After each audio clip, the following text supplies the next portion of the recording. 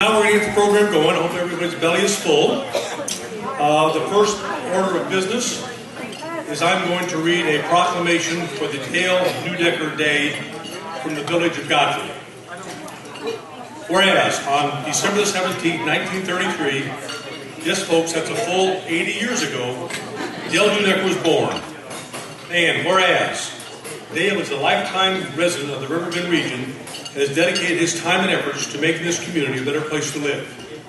And whereas, beginning way back in high school, Dale served in leadership roles such as Alton High School class president in 1953. Wow. That's a long time ago, Dale. And whereas, Dale has served on more community service committees than can be counted. And whereas, Dale, as a Pride Incorporated board member, created the Bucket Brigade 25 years ago and has painted and organized the painting of over 1,300 houses.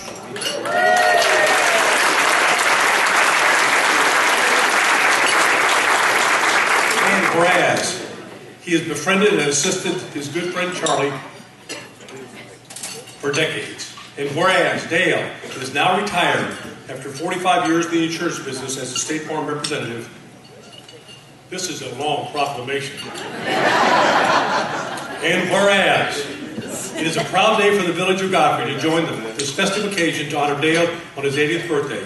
Now, therefore, I, Michael McCormick, Mayor of the Village of Godfrey, do hereby proclaim December the 17th, 2013 as Dale Neudecker Day.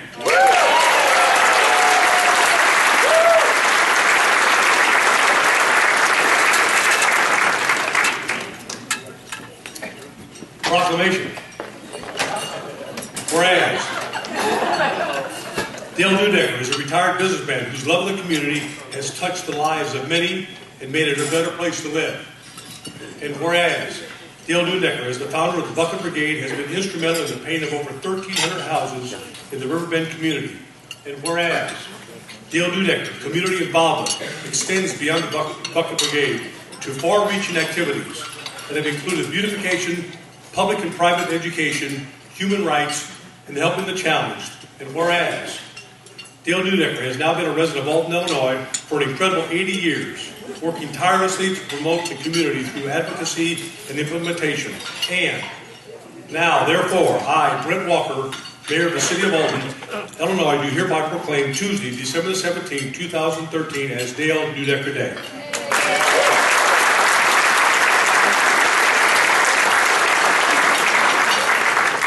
That's a whole lot of whereases, buddy. Tonight we pay tribute to Dale Neudecker, founder of the Bucket Brigade. But that's not the only thing he's done in our community. Here's a list of his other community activities. Currently, he is a member of the Alton Godfrey Rotary, 100 Black Men of Alton, Pride Incorporated.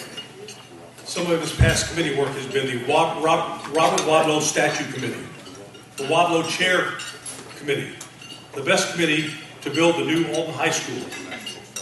He has been a leader in many organizations. Past President, Pride Incorporated. Past President, Alton School Board. Past President, Upper Alton Incorporated. Past President, American Cancer Society. Past President, Heart Association Board. Past Chair of the Alton Memorial Day Parade. Fundraising Chair, Alton Sesquicentennial Committee, former Congregational President of the Upper Alton Baptist Church, past Parade Marshal for both Halloween Parade and Memorial Day. I'm glad we're doing something current. He and his wife Carol together have been involved as past co-chairs of the Salvation Army Tree of Lights campaign, Marquette High School Capital campaign, and it was their trip to Wisconsin that started the drive to install street lamps and hanging baskets in the business districts. They still organize the volunteers to water those hanging baskets in Upper Alton.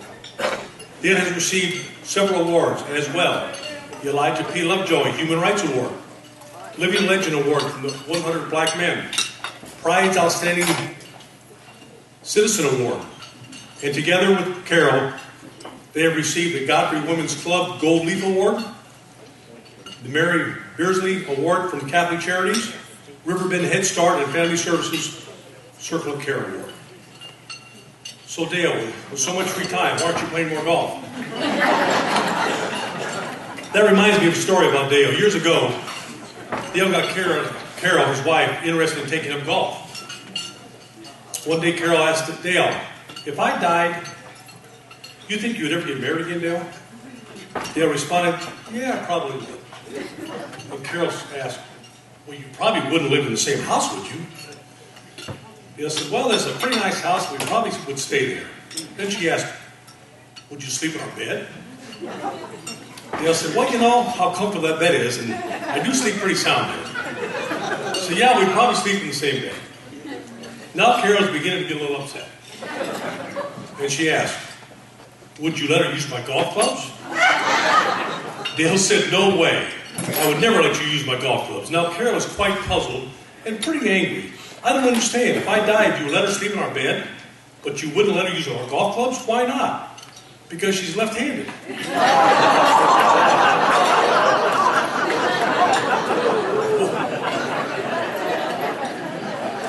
As you know, a roast is an event to honor someone, but with a bit of twist. Instead of long speeches about his accomplishments, certain participants will skewer him with jabs on many subjects. While we'll have a few laughs at Dale's expense, I want to rest assured Dale gets the last word. Dale, I'd like to invite you up on stage for this part of the program. We have a special seat for you. I guess you could say we're putting you in the hot seat. We have a program this evening that will both roast and toast you, and we don't want you to miss it.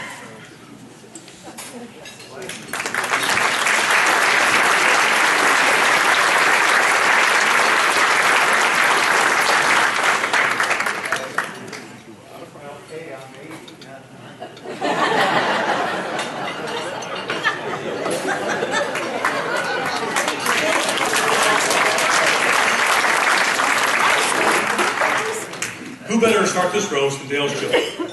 With the inside track on some of Dale's finer moments, I introduce Scott Neudecker and Karen Wilson.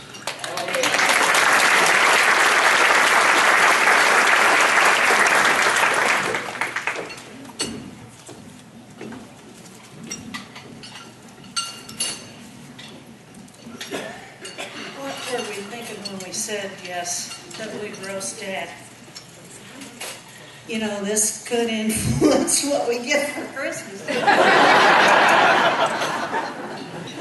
you buy any presents yet for us, Dad? I'm taking that under advisement. Okay. Good. It's all fun, right, Dad? You remember that? Okay. Well, it just wouldn't be a roast without the children. So here we go. We're going to jump head first into the gene pool.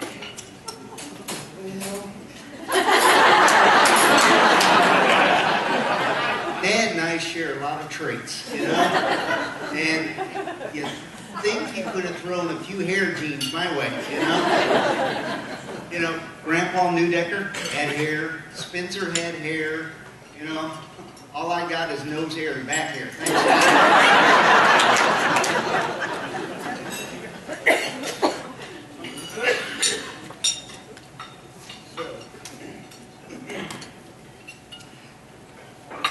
Another trait Dad and I share is his musical ability. Dad cannot sing. He's got the kind of voice when he sings at church, people turn and kind of stare at him. And as far as an instrument, he can barely play the radio. Through the years, Dad has given us some good advice. Let me share some of his thoughts tonight.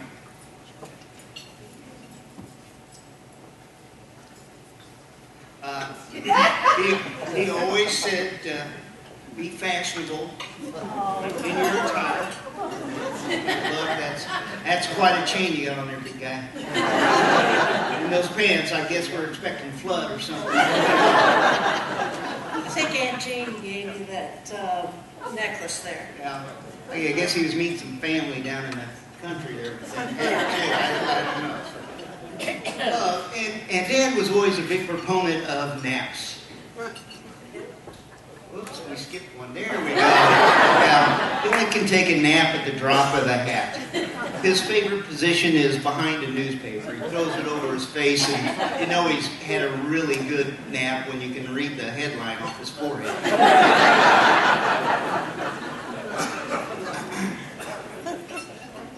Oh, yeah, and next, he always said have wonderful transportation here. You can see, as a young kid, he had a nice little goat cart.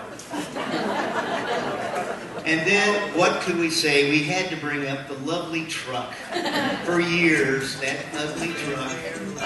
And if you remember, it had the big white wrap. I don't know if you remember seeing that around town. Oh, it was ugly. And that's true. Fred Sanford with it. Let me tell you a story about the truck. We had that big white rack on it. My car broke down. I couldn't drive mine, so I borrowed it, and I had to pick up my daughter from middle school. And you know, middle school child, I whip around behind the school. There she is, visiting with all of her friends, and she sees me pull up in the truck. She immediately sneaks away from her friends, jumps in the truck as fast as she can. She goes, I cannot believe you picked me up in this thing. It's so embarrassing. Well, you can thank your grandmother.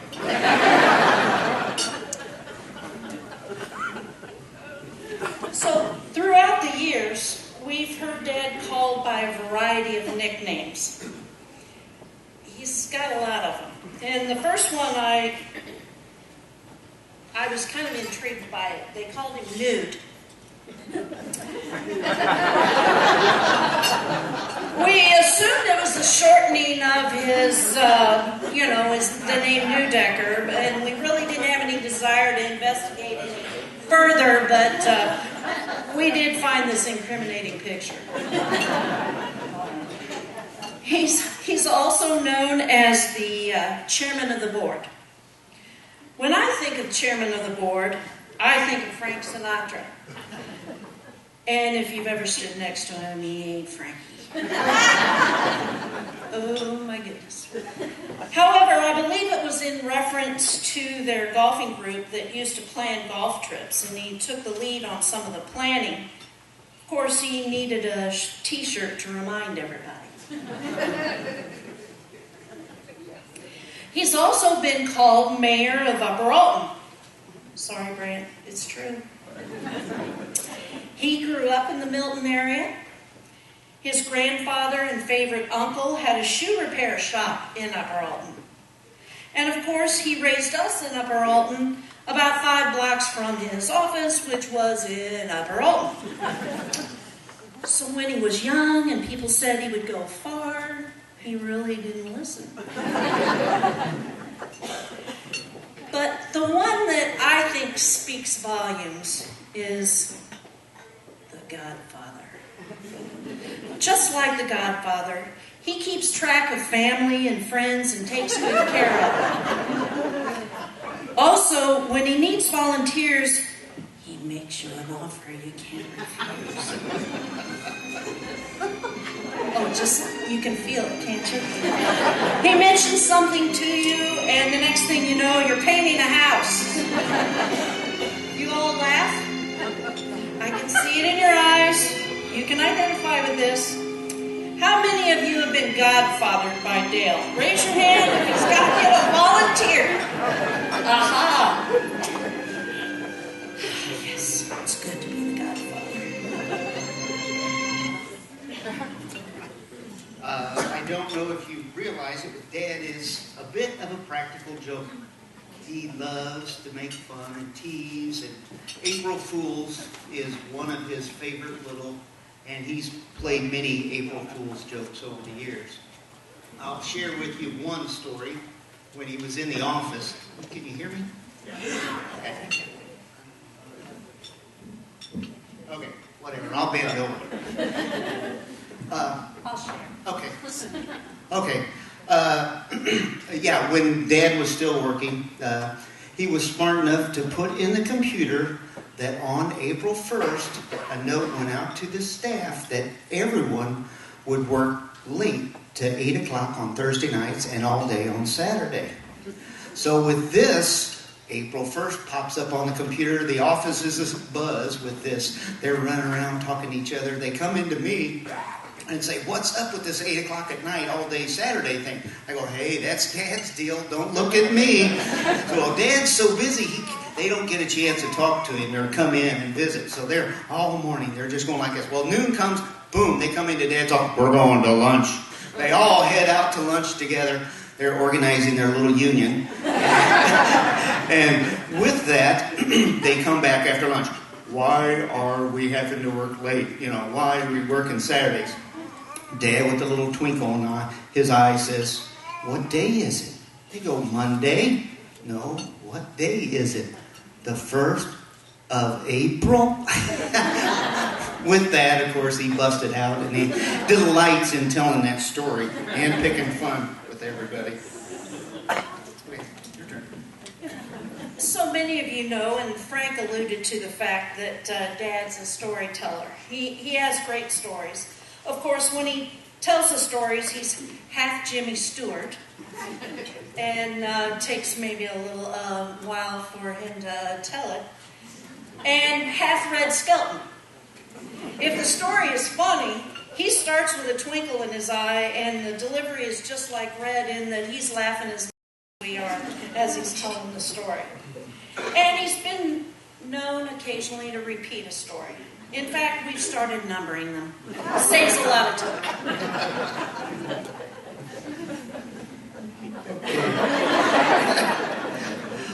If you notice too, Dad gets quoted in the paper a lot. Seems like anything that's going on, seems like he's always quoted, and he must have a press agent or something, I don't know. But there are some quotes here that I have that haven't made the paper. He's always throwing out one quote or another. The harder you work, the luckier you get. If you're feeling down, do something for someone else. Talk is cheap because supply exceeds demand. People who snore always fall asleep first. If at first you don't succeed, skydiving's not your thing. Golf has made more liars than the IRS. And golf isn't brain surgery, it's harder. Dad likes games and sports. I think just about any game and any sport. In fact, he's fallen asleep watching a variety of sports. Basketball, baseball, everything, but of course golf is his favorite. In his lifetime, he's made 5 holes in one. One year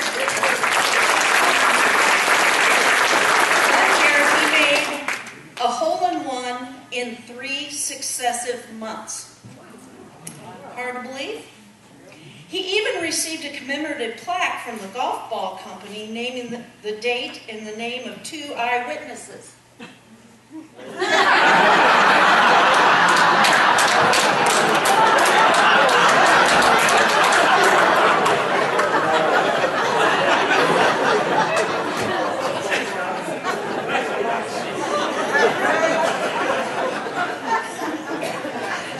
So now we kind of need to check on that 5 holes in one in his lifetime.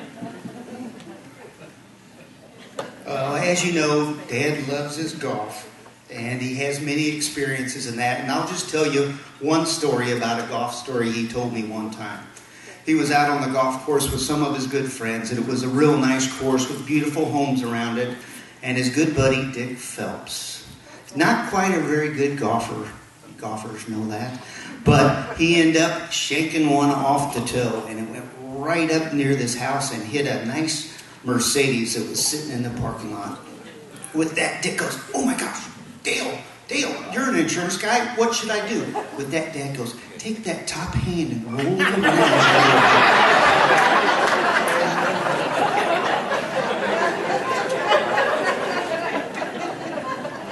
If you know anything about Dad, you know he's not a quitter.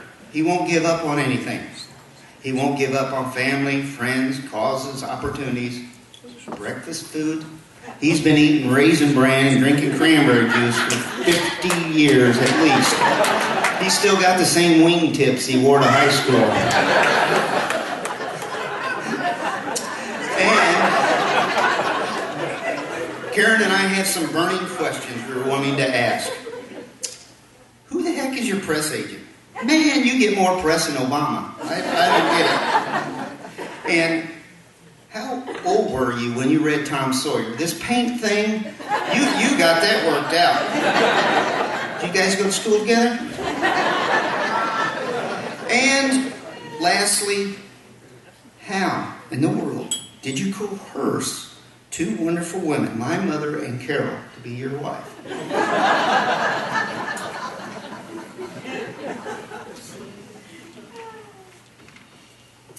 So, speaking for the family,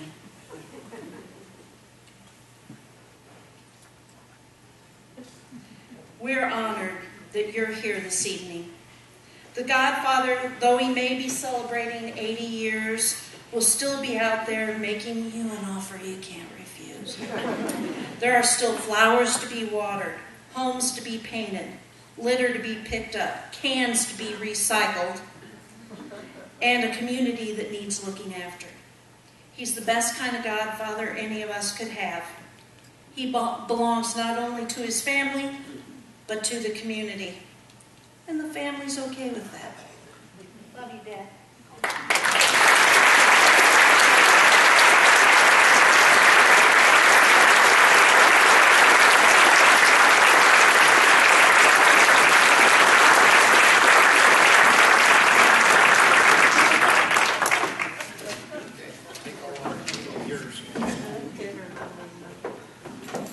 Thank you, Scott and Karen. This is just the beginning. Next, we have Mr. Ed Gray with a few more insights into his good friend, Dale.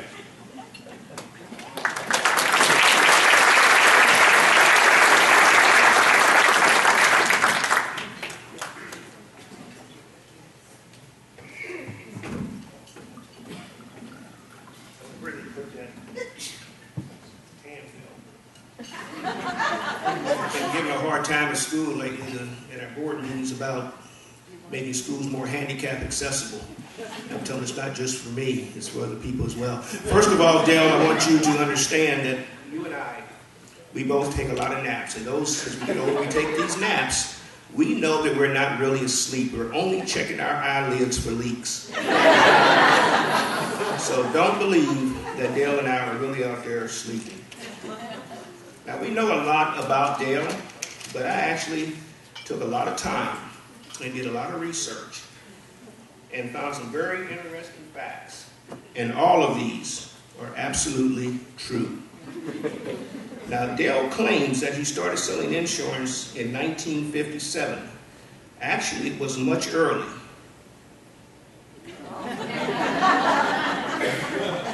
Here he is smiling ear to ear after he sold his first insurance policy to his classmate for his American Flyer pedal car.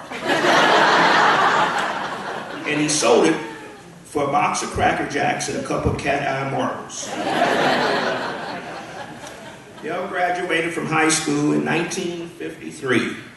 Look at this good-looking young man. He was quite the man on campus. As you heard before, he was senior class president. Here he is with his vice president, Carol Stilwell, and Secretary Joanne Webb. This is the thorn between two roses. Dale caused quite a stir on the campus when he tried to get them to change the class motto to, like a good neighbor, State Farm is there.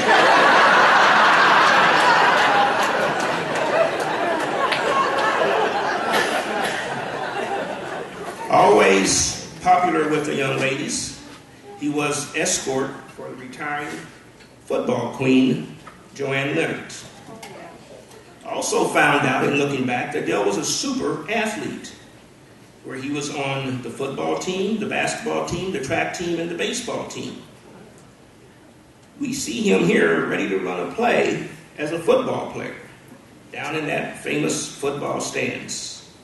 And then we see him here next, going up for a pass. Can't jump anymore, Dale. We know white men can't jump. Now his best sport turned out to be basketball. Here he is with some of his teammates. Then you see him pulling down a rebound, again trying to jump, and then holding the ball as if he's preparing to shoot a free throw. Now Dale told me that he was on all of these teams, but that he really wasn't very good. And the one thing I found out in doing my research is that Dale doesn't lie. His senior year, the team was 12-12. That means they played 24 games. In those 24 games, Dale remembers each and every shot he took. He took 14 shots in 24 games, but he really remembers the 3 he made. Then I found out he took 9 free throws. And come to find out that again, he only made 3. He had something about this number 3. It was the lowest percentage on the team in both areas. Dale's last act as class president was to get the Tatler staff to stop putting those stats in the yearbook.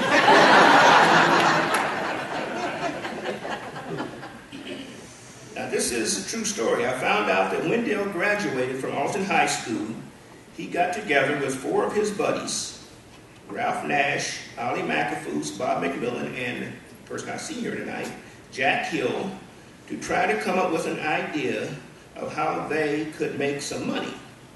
They were just out of high school. Dale said, look guys, we're young, we're athletic, we have great bodies. Dale had a plan. The other 4 were hesitant. Dale talked them into it.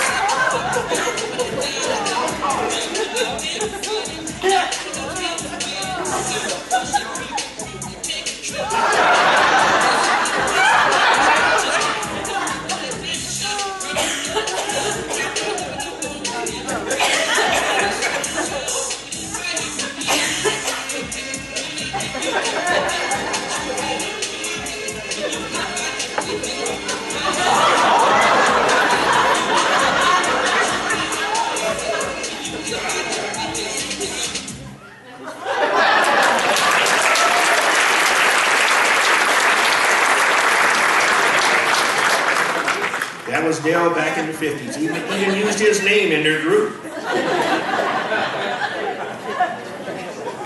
So here we are tonight. There he is, the man of the hour. 80 years of age. Ball on top.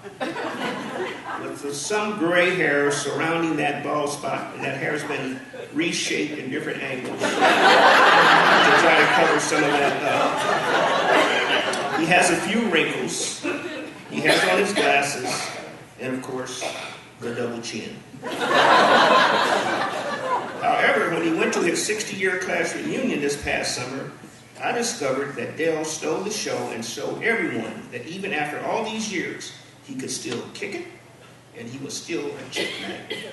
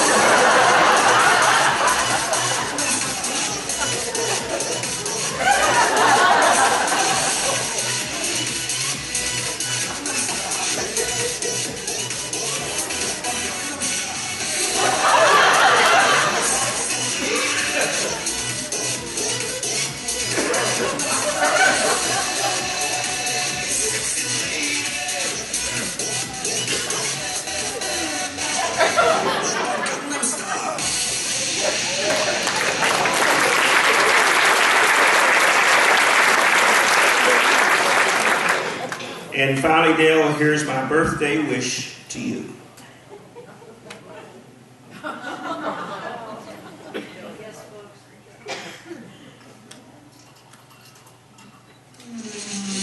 Get out! Another other day in your hand, got a ton of candles. Body creaks, you're starting to wear socks with your sandals. You got the low bread on the table, but still you're not too feeble yet. So party while you're able.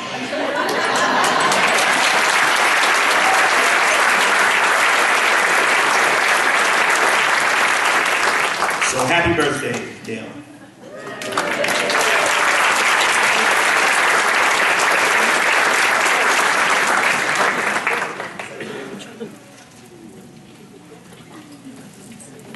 Oh, that would be good.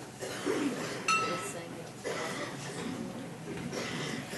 it. Did any of us have any idea that Dale was so multi-talented? Thank you.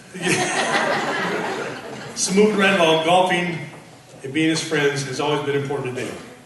So the fill us in on Dale's behind-the-scenes recreation is Don Wendell, good friend and member of the Rock Springs Golf and Paint Club.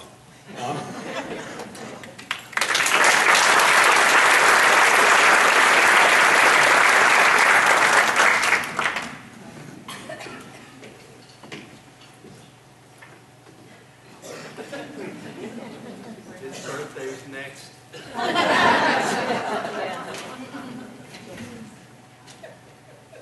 Well, being part of this roast, Dale, is a privilege. He has been one of our idols forever. Being 80 today is quite a milestone we all strive to get. Dave and I said, when we get to be 80, we're going to start riding on the golf course.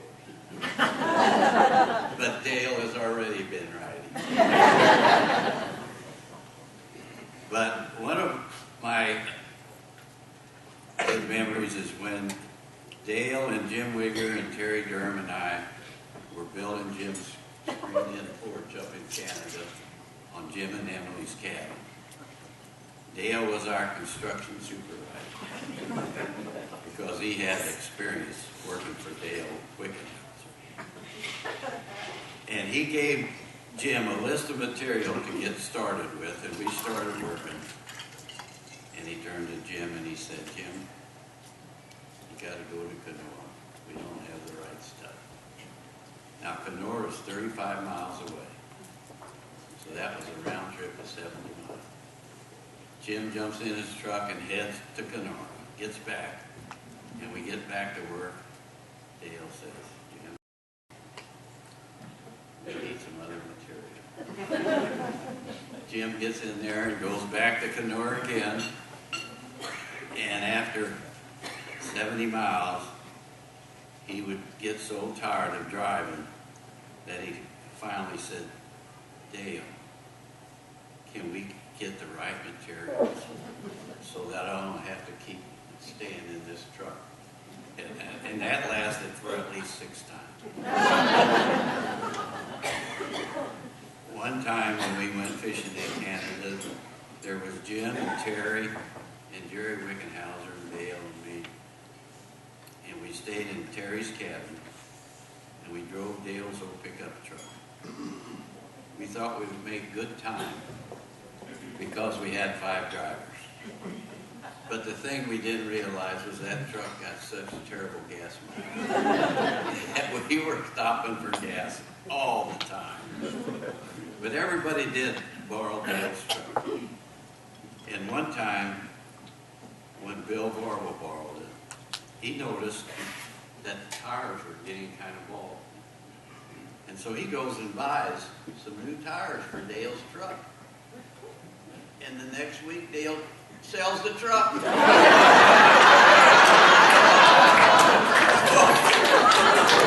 Bill saw his tires go out.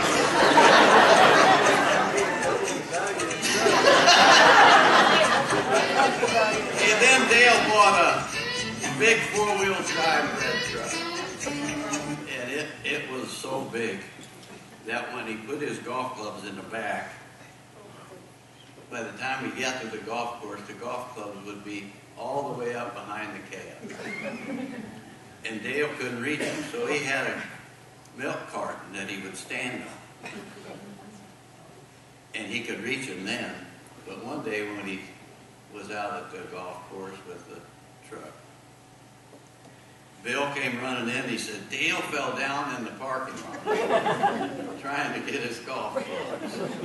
And by the time we found out what happened, Dale had left a stream of blood from the parking lot into the restroom in the club. And there he was out there cleaning that up on his hands and knees. But he was playing golf the next week. And Dale was our CEO of the Bucket Brigade. One of the demands was that Dale would get us painting a painting project that was small enough so that we could get to the golf course by our tee time. And I remember a house we had to paint, and it was pretty big. And Jim had to use his climbing ropes to do the gables. And we were running out of time, and we all started easing out. And we saw Bill going inside painting the guy's kitchen. And we told Dale that we were too old for those big houses. So he gave us smaller projects from then on. Now Larry Overath was the Alton High golf coach, and he played in our group. Larry would give us help all the time on our golf problems. He tried to help Dale get rid of his slice. But he finally gave up and said, Dale cannot hit a hook. And one day when we were playing, Dale always used State Farm logo balls. And he had a brand new one. And he knocked it down in this big gully. It was so deep, he was afraid to go down in there after it. And so Bill said, I'll go with you, Dale. So they proceeded down in that gully. And Dale was crawling on the bottom, and he saw this shining object down there in the bottom. And he got to it, and it was a skeleton. More than an 8 on. And he said, Bill, tell Jack to send you a 7-iron because you can't get out of here with an 8.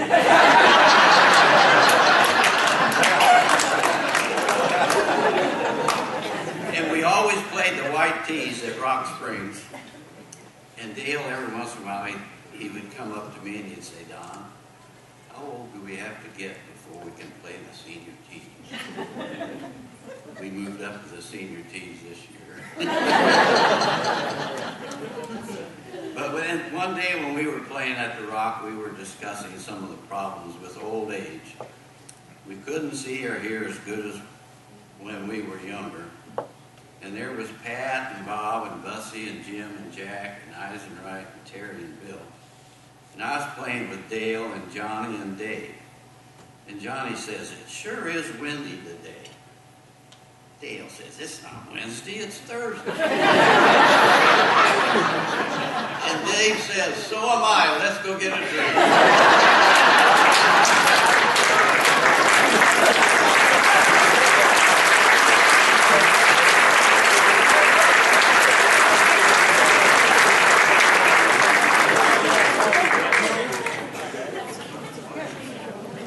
Thank you, Don. Next up is John Keller. He worked with Dale and Carol on the Marquette Catholic Capital Campaign. He will add a few highlights from a different perspective.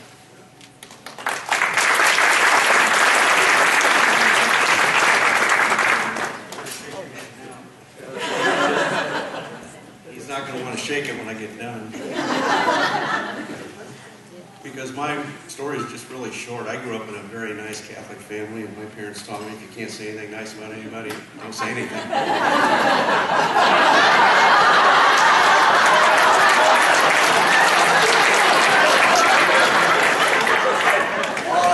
All right, it is a roast, okay. Just kidding. How can you not like a guy, though, whose philosophy in life is the most important things we do in life, we do for others? My story starts 4 years ago well, I've known Dale for a long time, but my part of the program starts February the 16th of 2010, with a lot of people in this room, including the Doctors Chapman, Michael Main, Matt Horn, Mark Kretschmer, Principal Mike Slaughter, Peter Tassinary, and Steve Tassinary were sitting around figuring out who could we get in the community to help us lead a capital campaign to raise $3 million for Marquette's renovation and modernization. Well, you know, some would think we said Dale, but I'm sorry, Dale, you got godmothered. We said Carol Neudecker. But you know, we talked to Carol and she said, you know, we make an offer you can't refuse. If you want me, you got to take Dale. So, Dale, now you know the truth. That's how you came into the picture with Carol and Steve Tassinary as the three leaders of our successful campaign. So, moving along, you know, we discussed, okay, how can we go wrong? We've got a couple here. Dale, successful campaign for the best program. He got everybody, he got at least 51% of us to say yes to raise our taxes for New Alton High. Good choice for Marquette. After 27 years, he's gotten all of us to volunteer. I would say in this room at least once. We got godfathered, as somebody said earlier, to say yes, to give up a Saturday in April or May, or come back on a rain day or what have you. All good. One of the leaders behind Joey's Can Company, which was mentioned earlier. Well, who better than Dale and Carol, correct? Sounds good, but there's a potential public relations glitch in the get-along here. We said, you know, here's a guy, he's not Catholic. He's Baptist. As a matter of fact, I think there's a special religion. He's the only one in the Riverbend area. Some of the family members know what I'm talking about. He's a Roman Baptist. As opposed to a Roman Catholic. Now, you know, this gentleman here, when he became widowed many years ago, he became enamored with a young lady who happened to be a nun. So yes, for those of you that didn't know, Dale raided the convent.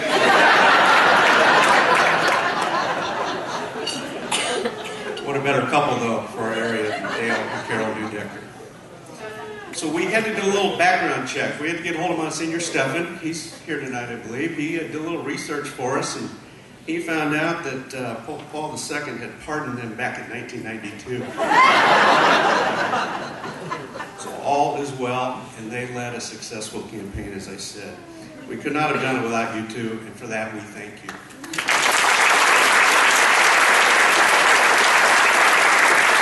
There's just one more thing I have to say, though, and I think, I don't know, I know it's his 80th birthday, but he had a senior moment when we were approaching him about doing this.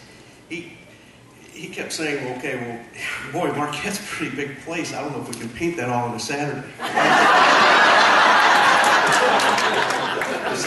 said, Dale, it's all brick. That's not what we want you for. I am honored and proud to be here tonight to honor Dale Neudecker. Thank you, folks.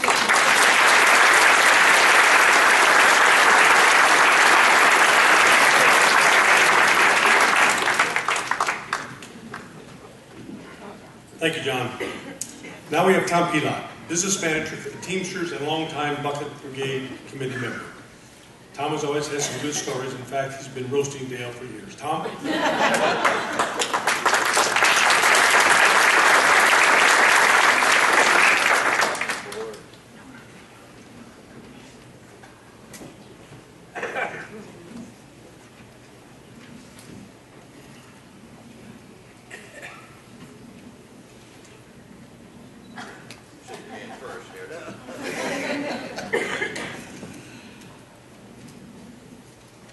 I guess I need to ask if anybody in the room knows Dale Neudecker. I guess everybody does. And if there's anybody here that doesn't, I'm sure you're glad you're here right now. I've known Dale for, my gosh, longer than you can imagine. It's 30 years at least. And I got godfathered by Dale in the little insurance office up there at the corner of College and Maine, back when Dale was in his office every day. When he wasn't golfing, I'm sure. And come on in, Tom, let's close the door.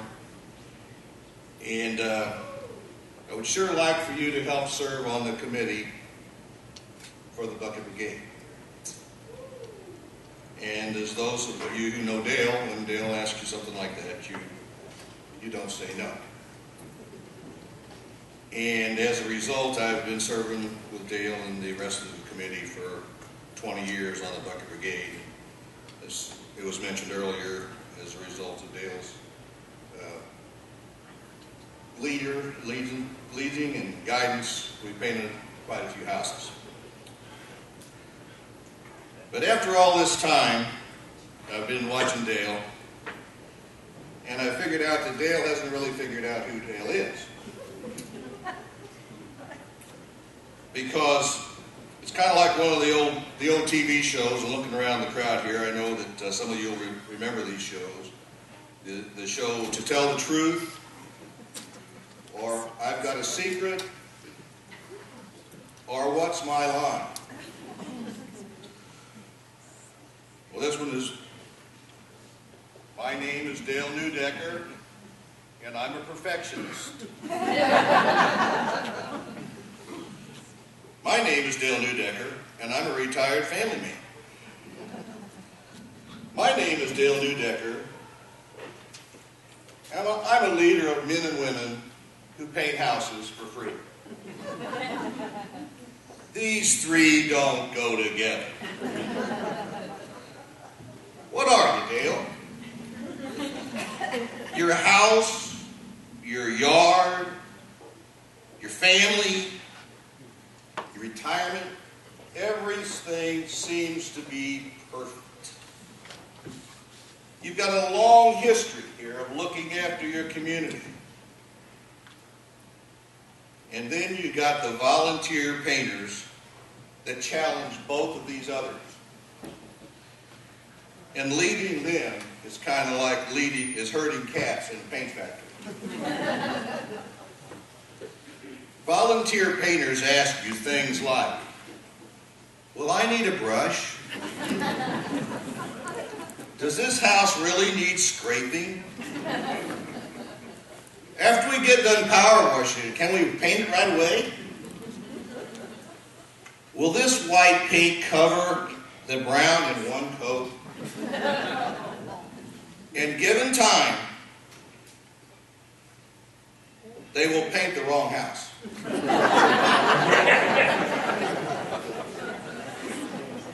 And they will paint the right house the wrong color. Which they've done. Dale, you are the king of wealth. Well, let me think about it. Well, we'll see. Well, that's going to take some time to heal.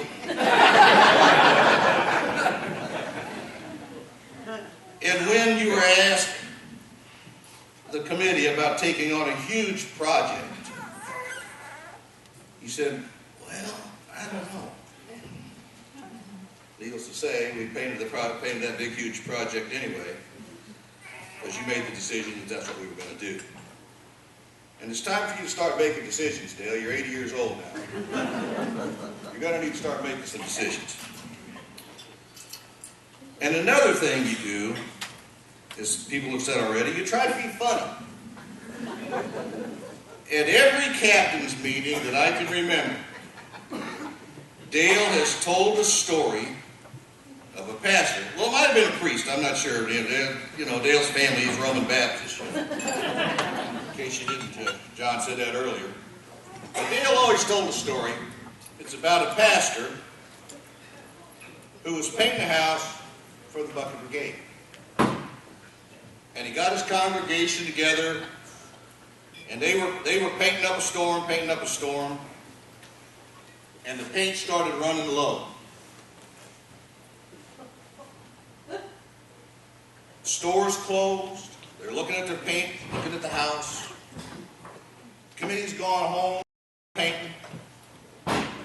The pastor says, just put water with it. It's latex paint.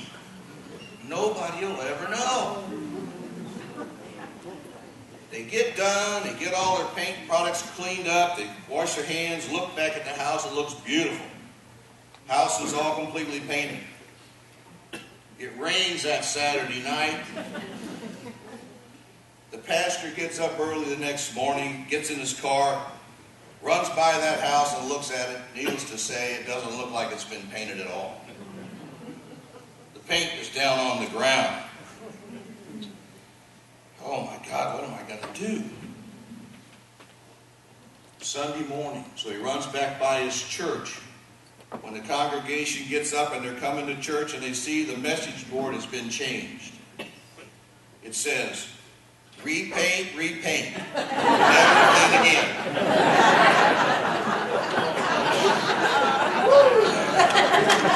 Dale began to start making some decisions. And I think you may need some counseling. Here's a good therapist.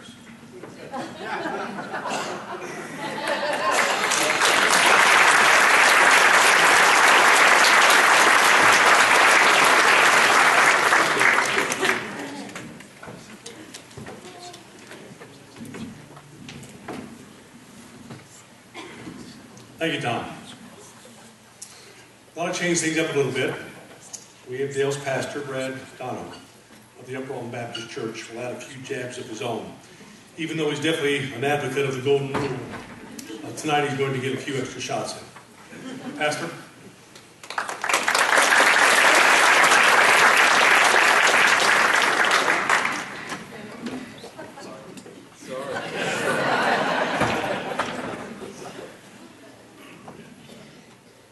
Dale's been called the Godfather, but I would say, from my experience, Dale is a manipulative goon.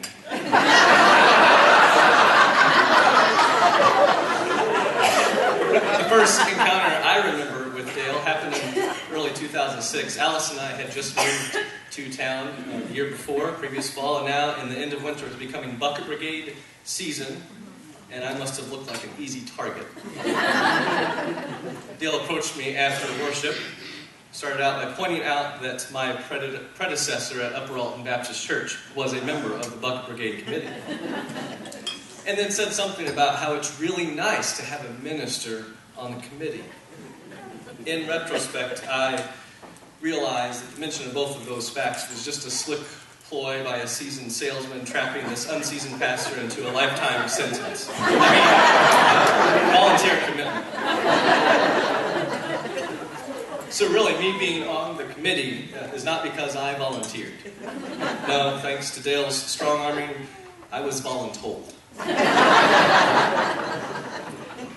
So I get to the weekly meetings in March, and Dale is at the head of the table. The data sheets are going around, and the pictures of the homes we've looked at are being circulated. In front of Dale are 2 3-ring binders, one for homes that have been accepted and ones that have not. And as we go through this meeting, he's switching back and forth, he's moving around, he's asking which one is which, and moving the papers back and forth.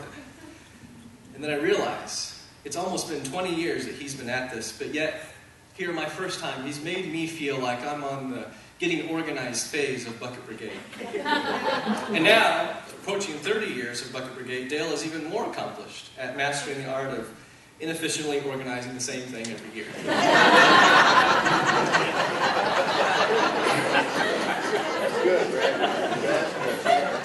Now, obviously, he has fine-tuned his manipulative techniques through the years, especially as an insurance agent.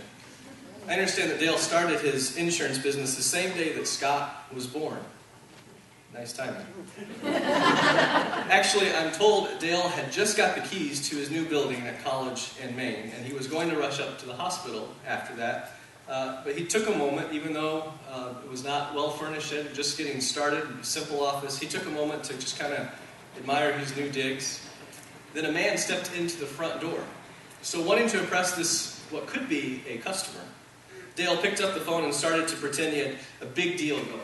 He was throwing around huge numbers and made wonderful promises. Finally, he hung up and asked the visitor, "So can I help you?" "Yeah, I've come to activate your phone lines."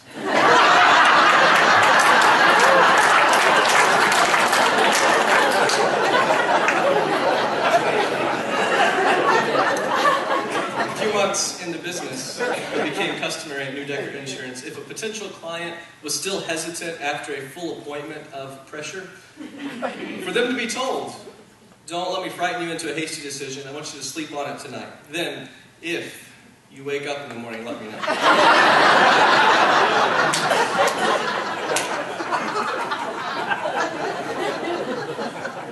Being a salesman meant that Dale had to work on his customer service.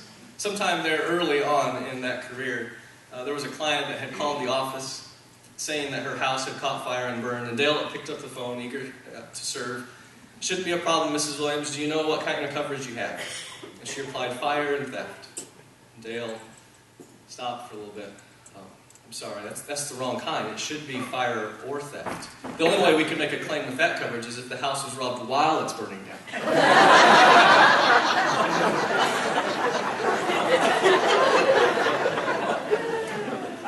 In his business, though, he also had opportunities to console, to express compassion. One time, Dale was completing an application for a customer, and he got to the health history section. And he asked the client how his grandfather had died. And he got a startling answer. He heard, "I want to die in my sleep like my grandfather," not screaming and yelling like the passengers in his car.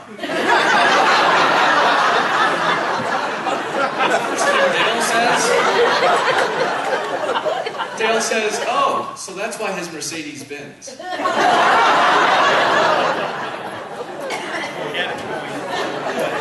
Naturally, I would presume when you have an insurance man for a father, it affects your growing up years. Dale was teaching his then 15-year-old daughter, Karen, how to drive when the brakes suddenly failed as they were starting to descend down 7th Street. "I can't stop," she shrieked. "What do I do?" "Brace yourself, kid," Dale advised, "and try to hit something cheap."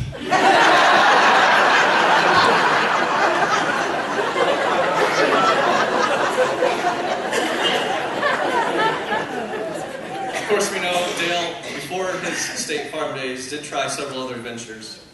Before getting married, actually I think it was right up to the day he was married, he was a hod carrier. I heard that and I didn't know what that meant. A hod carrier was a person who is basically the bricklayer's assistant, carries the bricks and the mortar for the bricklayer. Well, he was overheard complaining that he thought his job was getting harder and harder. The mortar. So the next day, actually, from what I understand, his wedding day, he was fired. There was a time when he and a friend invested in a couple of Steamboat Willie food stands, which he had tried to rename as Willie's Weenie Wagons. He mustered up his best marketing, but sales never did catch up to expectations. So Dale didn't try to name any of his businesses with a lot of sizzle after that. He did finally end up with a straightforward name like Neudecker Insurance. However, there was a failed insurance partnership before his State Farm success. He and his pal Chipper Meisenheimer tried to open an insurance office, 1956 I guess it was, but they only seemed to attract the business of young women, which wasn't projecting enough income to keep their partnership going. So a few months after opening, they had to close Chip and Dale's Insurance.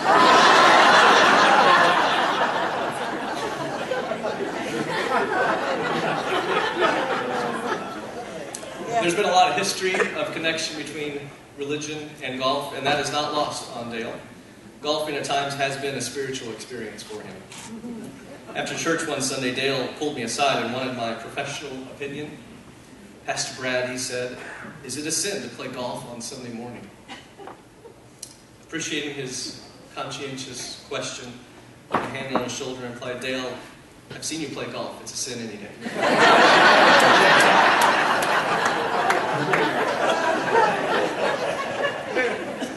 I understand Dale's had particular trouble with the water on the backside at Alton, losing the ball every time he plays there. He told me about one round when he was there that he decided that it was getting too expensive to keep playing like that and losing the ball. So he decided to use an old cut-up ball instead of the new one. And as he addresses the old ball on the tee and commences his backswing, he tells me that he heard a mighty voice from on high. "Use the new ball."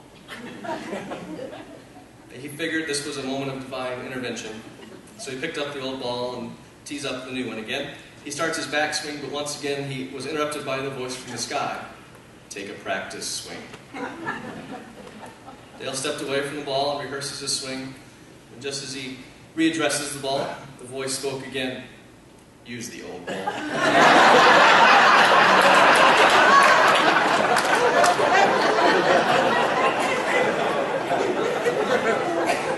Now, when it came to basketball, we've already documented his lack of achievement as a player, but we've yet to do so for his tenure as the coach of the Upper Alton Baptist youth basketball team, which I've seen pictures did exist, and Dale was the coach.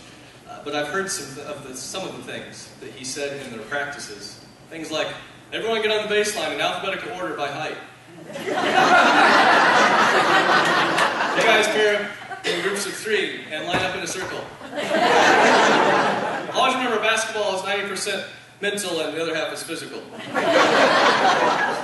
Well, it did come the day that Scott was old enough to play on the team, but he seemed like he wasn't giving it a full effort for some reason, and so Dale asked to pull him aside. "Son, you don't seem to be with it. Is it ignorance or is it apathy?" And Scott just said, "Dad, I don't know. I don't care."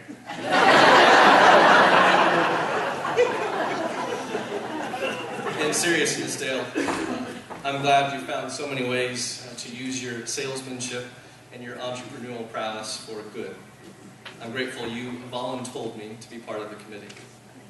I love that you're one of the original Roman Baptists in our congregation, and I applaud and I appreciate personally your service to Christ's kingdom within our church's ministry as well as within the greater community. You really are a good guy to have around. And so I want you to know that my prayers for you are for endless blessings. And at this point, I'm also praying that somehow your rebuttals will miraculously be brief.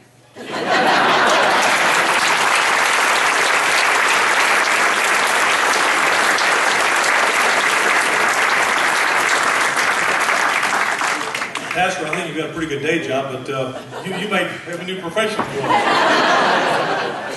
I think you can expect a little extra in the collection plate this summer. We're going to call off the roasting this evening with a family member who is going to be representing 6 grandchildren and 7.5 great-grandchildren, and that is Evan Wilson.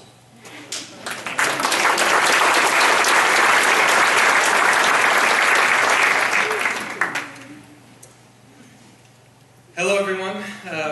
It's wonderful to see you all here. It's really an honor to be here tonight to talk to you about my grandfather. And as Mr. Beamer said, I represent 6 grandchildren and 7.5 great-grandchildren, and nieces and nephews and that are in the audience tonight. If you are a grandchild, if you're a niece or a nephew, if you could just stand up for a moment.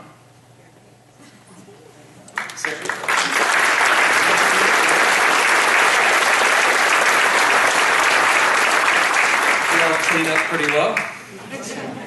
So they would tell you that I'm up here because I'm the oldest grandchild, but the reality is that I lost an epic game of paper, rock, scissors. So I'm stuck on the stage here tonight, and honestly, I'm a little overwhelmed by the crowd because I think most of us would agree that, for 200 people to pay to, insult someone is quite a feat. Most of us are friends who do this for free, right? So I figured that you're either really fond of this guy or you've got a score to settle. So no, it really is an honor to be here tonight. And Grandpa's been such a positive influence in the lives of his grandchildren. We've really learned so much by his example. Lesson 1 is to take pride in your community. He's been so involved, and many of those involvements have been listed here tonight, and too many to name, but so many of those things have involved some of the landmarks and things that the community is known for. Wadlow statue, the chair, the parade, and go on and on. But there is one item of Alton sort of antiquity for which he's known that teaches us another valuable lesson. Yes, it's the truck again. So lesson 2. No matter how beat down, how inefficient, how rusty or ugly, or desperate, dilapidated, no matter how bad it seems, it is never a good reason to give up on something that was worth your while to begin with. I think we'd all agree that my grandfather is what you would call mild-mannered, right? Honestly, I don't ever really recall a time seeing him angry. I don't know if maybe anyone could really make a claim that they have. Perhaps they could. Again, I'm a grandkid. He didn't get mad at me so much. But this in of itself is another lesson that we've learned from him, which is to never lose your cool. Cool's a cucumber, this guy. He does, however, have quite a competitive streak. I've had the good fortune of playing several rounds of golf with you over the years, and many times with some of your golfing buddies, and it's funny that Mr. Overath was mentioned. One of my early memories of sort of playing golf with you, Grandpa, was sort of teaching me how to work on my slice. And as many of you know, Larry Overath was a gym teacher at Alton High School, and one of the opportunities we had was to go and hit balls at the driving range. Mr. Overath was my PE teacher, and we'd go out to the driving range, and I'd be hitting balls, and it's doing all right for me. And the ball would be veering to the right a little bit, and Mr. Overath came over and he said, you're doing all right. I noticed you got a little bit of a slice there. I said, yeah, but it's okay. My grandfather sort of taught me how to address this issue. And he said, well, who's your grandfather? Oh, I think you know him. His name's Dale Neudecker. Oh, he's a great man, wonderful man. But son, never take golf advice from your grandfather. But in those opportunities to play golf with his friends, I can tell you that competitive streak, runs deep. And nothing gives him greater pleasure than making you all a little bit lighter in the wallet at the end of a round.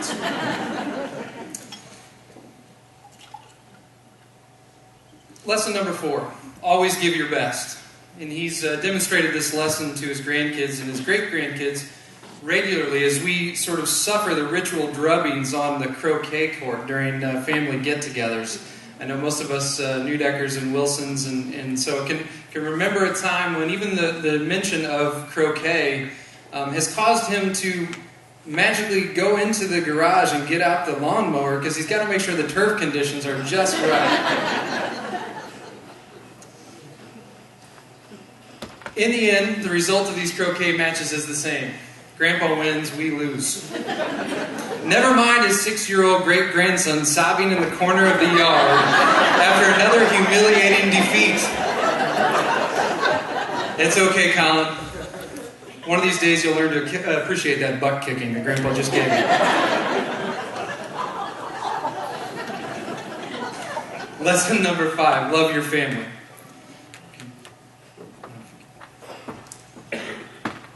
By show of hands, how many of you have been victimized by one of his photo montages of grandkids? Okay.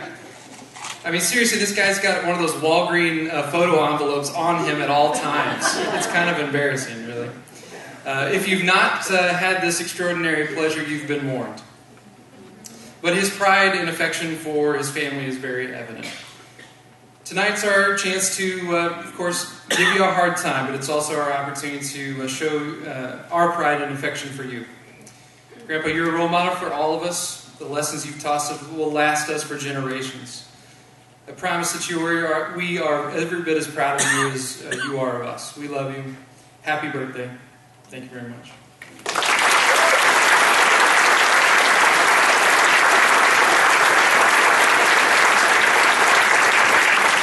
last thing, it is a birthday celebration of sorts, so I got to take this opportunity. We got to sing happy birthday to Grandma.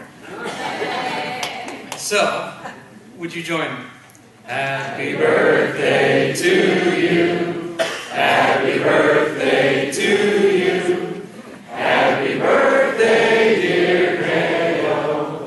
Happy birthday to you.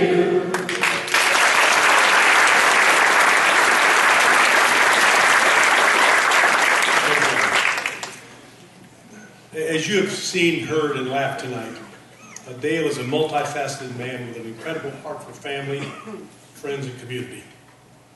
Dale exemplifies citizenry.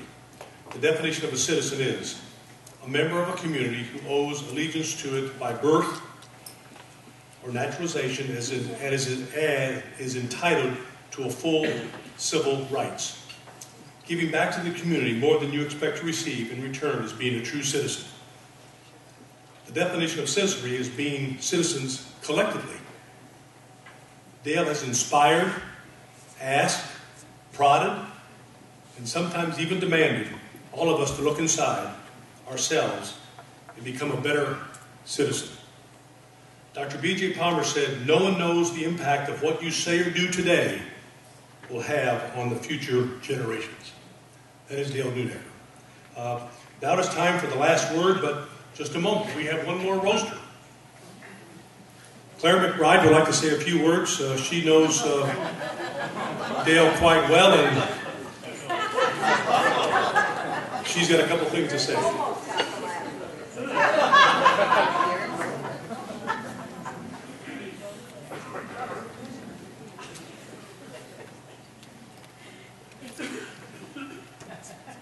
Claire, I knew you'd be last.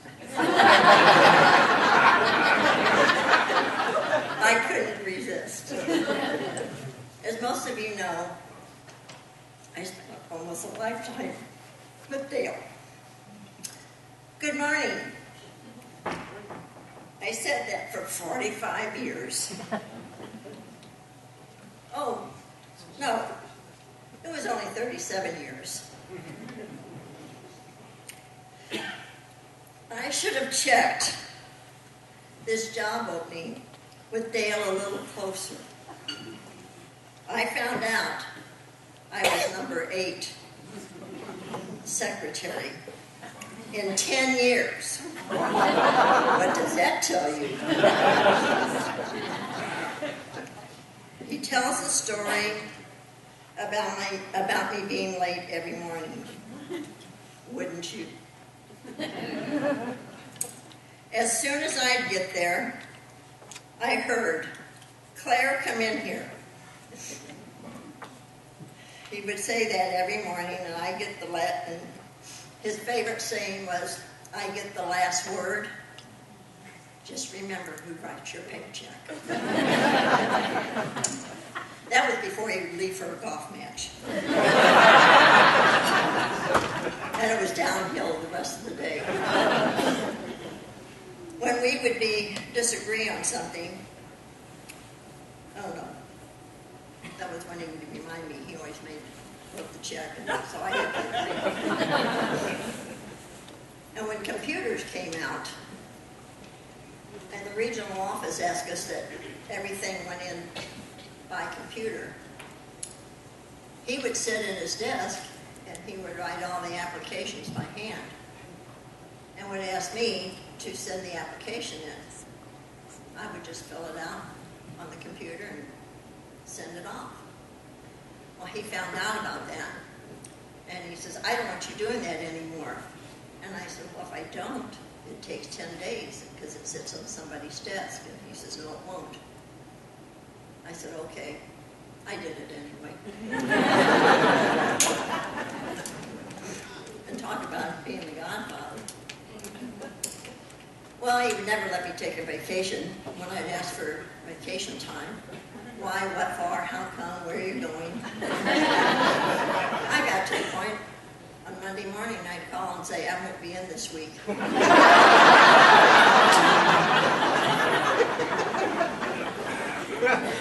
Well, for all those years, my blood pressure was really high. I took 340 milligrams of high blood pressure medicine. He retired.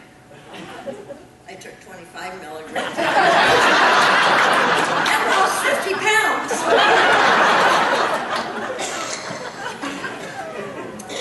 I worked for Dale for 35 years. And out of those, when he retired, my blood pressure dropped back down to normal.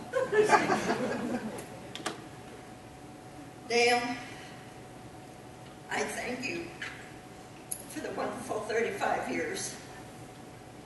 It was a great fun, a great run. And I worship our friendship. I love you, Dale. Thank you for being such a great boss.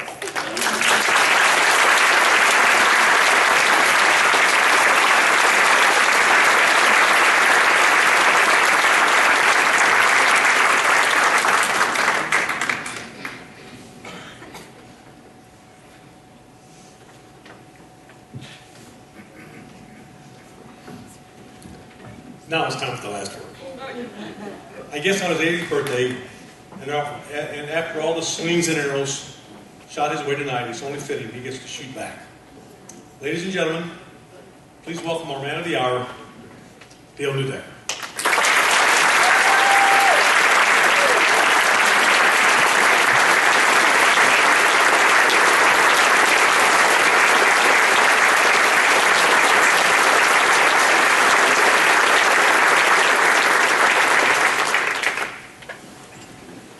Wow.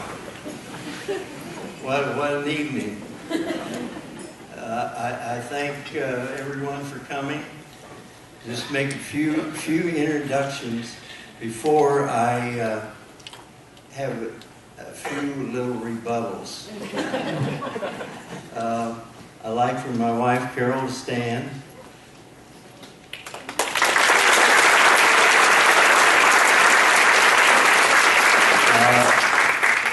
Carol is my cohort.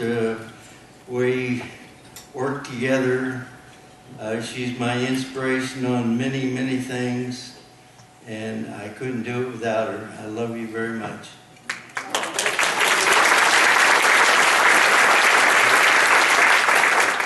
And I know this has been done, but would all my family please stand again? Everybody that's related to me by any way.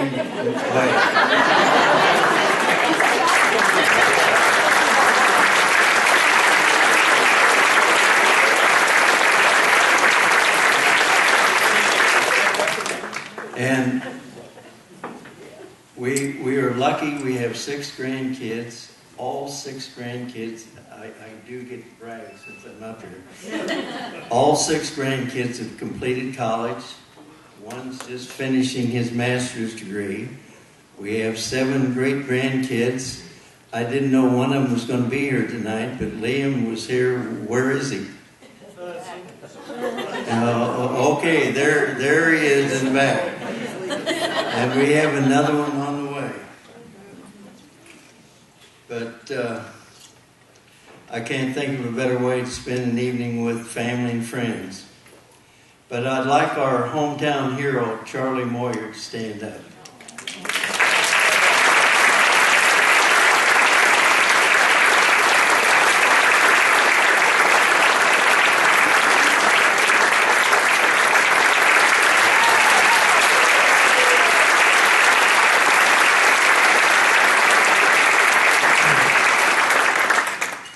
If you want to talk about a real guy, there's one right there. Charlie and I have been associated for 30 years, and he does his best to try and keep me in line. Now, there are days it doesn't happen, but you're right. He's Alton's #1 can company. He collects cans every day. 25 years ago, he decided he didn't need Social Security disability anymore. He took himself off of it voluntarily and been making it on his can company ever since. And it's because of all of you people saving cans for Charlie that he's been able to do this. And he could very well sit in a rocking chair and watch TV, but he is out there every day. I said one time to him, he always amazes me with what he can do. And he did something to amaze me, and I said, Charlie, if you didn't have cerebral palsy, you would be president of a company somewhere now. He got out his pen and pencil, and he wrote me a note. He said, I am president of Joey's Can Company.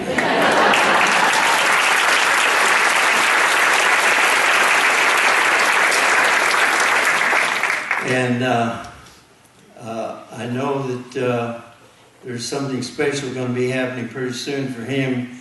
Dan Brandon is now in process of writing a book about Charlie. If you want an inspiration, just follow him around all day someday. Would my Bucket Brigade committee stand up?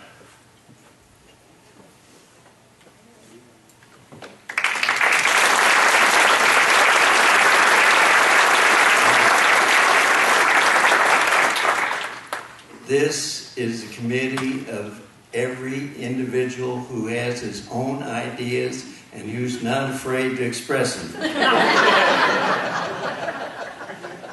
Sometimes I feel I need a whip and chair to conduct the meetings, but and we have fun. We have fun, but if people overheard our meetings, they'd wonder about our sanity. I'm sure of that.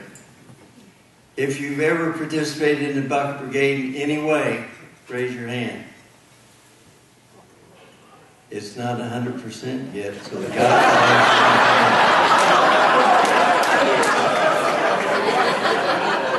and there's a lot of people just like John Kennedy down here who have painted every year for 26 years.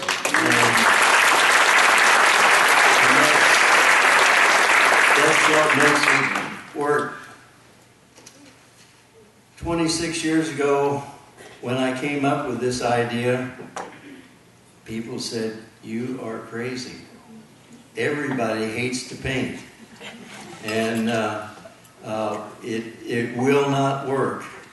Well, 1,302 houses, and I just figured that out that and Cy with the Painters Union could probably back me up on this. It'd be a minimum of $3,000 per house to paint it. That's a $4 million impact that we've done on this community.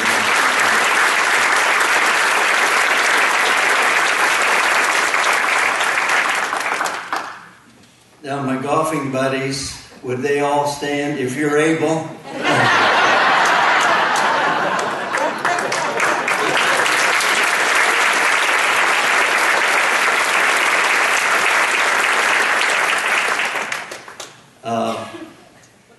We play hard. We are serious golfers, and if you lose everything, you could lose $3.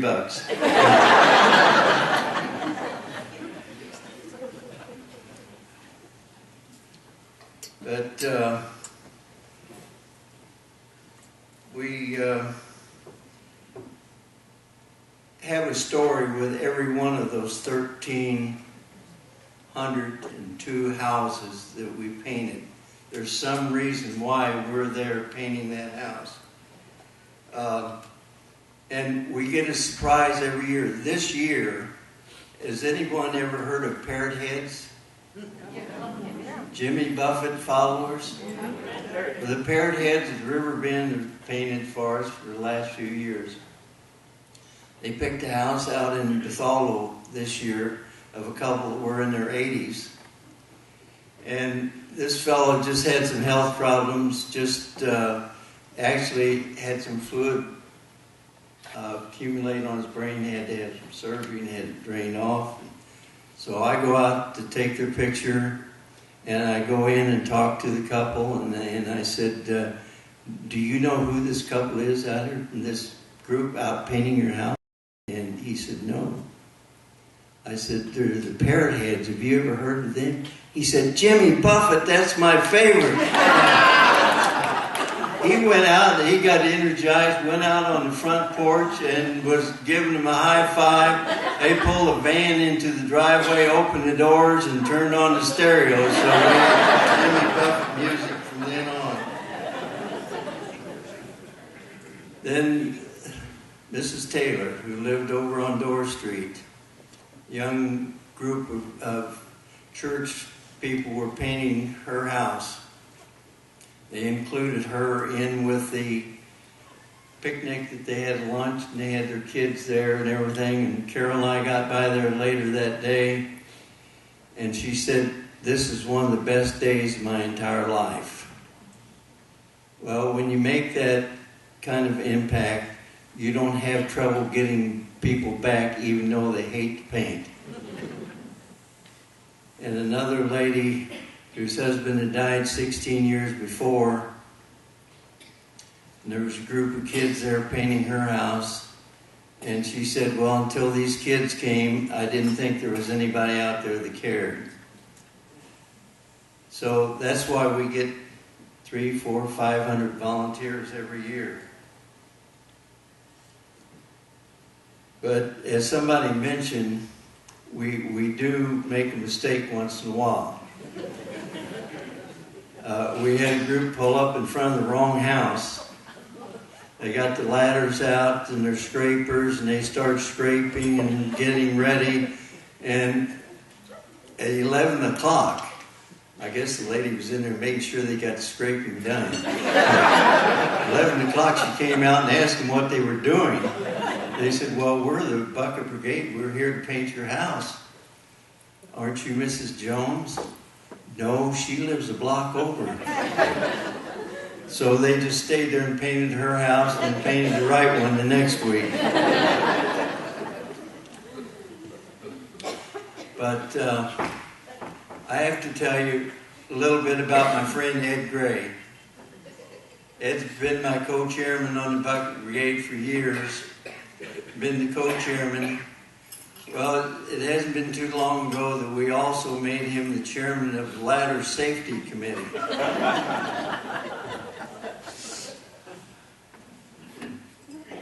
Thank you.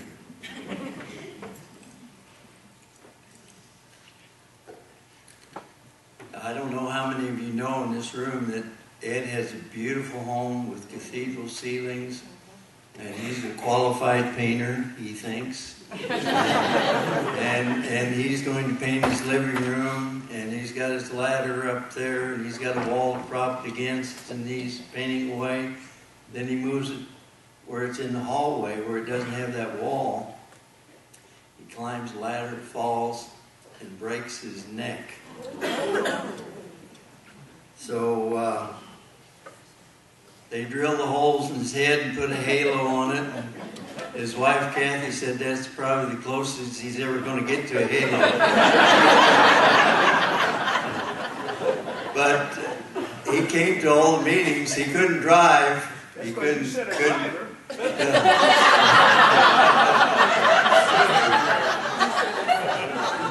Well, I went by and picked him up and took him to the meetings. But he definitely knows what not to do now. And Tom Pilot had some choice remarks about me. The background on the Bucket Brigade, when I got this idea originally, we had a member of the Teamsters on the Pride Board, and I wanted to be sure that we had the blessing of the Painters Union, so I asked him, and he talked to them, and they said, that's fantastic, and they painted Cy over here. His group painted off and on over the years. But Tom has been on the committee for quite some time. And can I be honest, Tom? Knock yourself out. Tom is not the greatest photographer in the world. We take a picture of each group and we give it to him and so forth. We've got some of the fuzziest pictures from him you ever saw. But last year he did something special. He turned on his video camera when he's taking pictures. We had to get an expert to cut that video down to one frame so we could... You got her done, though. We got it done. Got her done. But our main paint day, we have a chicken dinner for everybody after it's over. And Tom's got two things going for him, and he'll always be on the committee. His wife, Renee, makes the best cookies, and she brings them to the dinners so all of the painters can have cookies. And she's a darn good painter, too. So, Tom, you're in.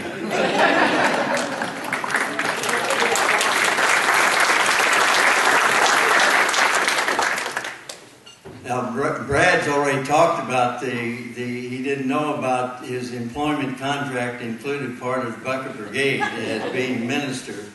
But he's reluctantly accepted it and so forth. But we've got him into some interesting neighborhoods.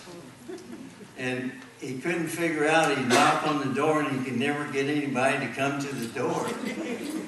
Brad, they didn't know if you were a Jehovah's Witness or a bill collector. But thanks for being a good trooper over it anyhow.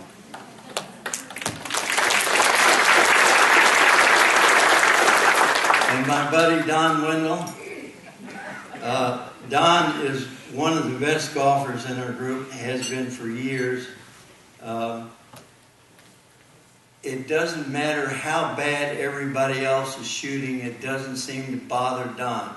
He just does his own thing. And if he's having a par round and I'm shooting 50, doesn't faze him. He just keeps on playing. But I know one thing that does bother him. I'm not saying that Don is tight. But he has a special relationship with every golf ball he's ever owned. This is a true story. We were playing at Rolling Hills this summer on number 7 hole. He hits one to the left of the green and bounces into the lake. Well, he's not going to give up on that ball that easy. He's over there fishing. We're over there helping look and so forth. And so finally the rest of us got tired. Don was still there looking for that ball. We went on to the green and he was out of our sight. Well, part of our group, another foursome, was on the other side of the lake, and we're just there lining up our putts and getting ready to putt. We hear, "Don's in the lake! Don's in the lake! Don's in the lake!" We run over there and fish him out of the lake. But I think he did come out with a ball in his hand. But he does have a new nickname. Fish Bait Wendell. And what can I say about Karen, Scott, and Evan? The will's being rewritten tomorrow.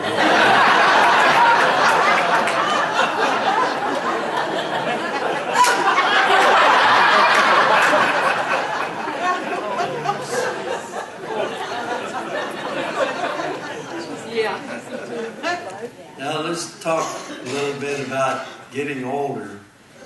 You know, there's been a few hints about that tonight. Even trying to help me up on the stage. But Carol and I are doing our best to try and avoid the pitfalls of aging and so forth. And I was on the golf course and I was talking to one of the guys. I said, I think Carol's getting a little hard of hearing. And I don't know how to bring it up to her. And he said, well, I tell you what, you go in the other part of the house and you say something, and if she doesn't answer, you get a little closer, you say it again, and so forth, and then you can say, well, Carol, you didn't hear me, and so forth. So I go in our bedroom, which is furthest away from our kitchen, and I said, Carol, what are we having for supper? Nothing. Total silence. So I go to the dining room. I said, Carol, what are we having for dinner? Nothing. Total silence. I went to the kitchen door and I said, Carol, what are we having for dinner? She said, chicken for the third time.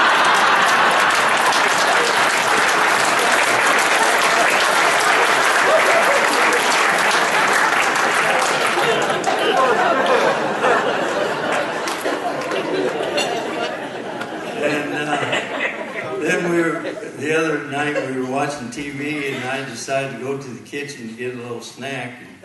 And she said, would you mind getting me some ice cream while you're in there? I said, no, I'll be glad to. She said, you better write it down or you'll forget it. I said, I will not forget it. And she said, by the way, put some chocolate on it too, will you? And I said, okay, ice cream and chocolate. You better write it down, you're going to forget it. No. Well, would you sprinkle some pecans on it too? I said, okay, ice cream, chocolate, pecans, I got it. She said, you better write it down, you'll forget it. I said, I will not forget it. I went in the kitchen, I was in there for a while, and finally I came out and put her scrambled eggs and bacon in front of her. She told me, I told you to write it down, where's my toast?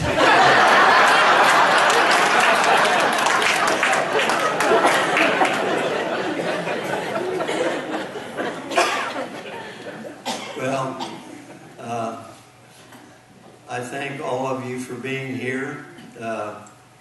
It's been a fun night for me to be picked on by some of my best friends and my family and so forth. It's a real honor. We raised money so that we will have the 27th Bucket Brigade next year.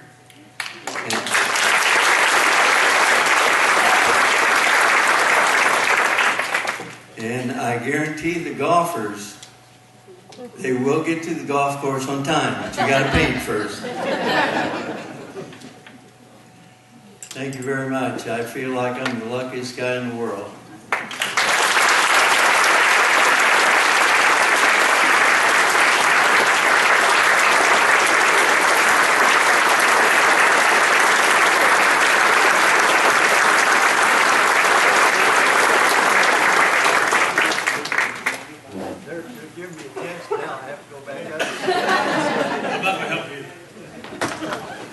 Thank you, Dale. This time, the president of Bride Incorporated, Karen Wilson, has a presentation to make. How convenient that I'm president.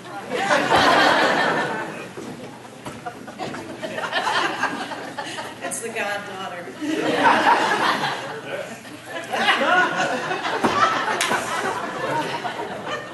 Everybody's a comedian.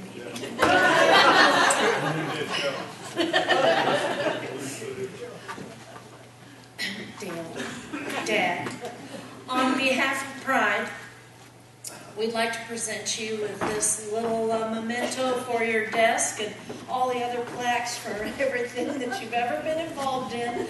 But we wanted to give you this, and it is from Pride Incorporated, 2013, local celebrity, Dale Neudecker, roasted for the benefit of Bucket Brigade, December 17, 2013. The most important things we do in life, we do for others.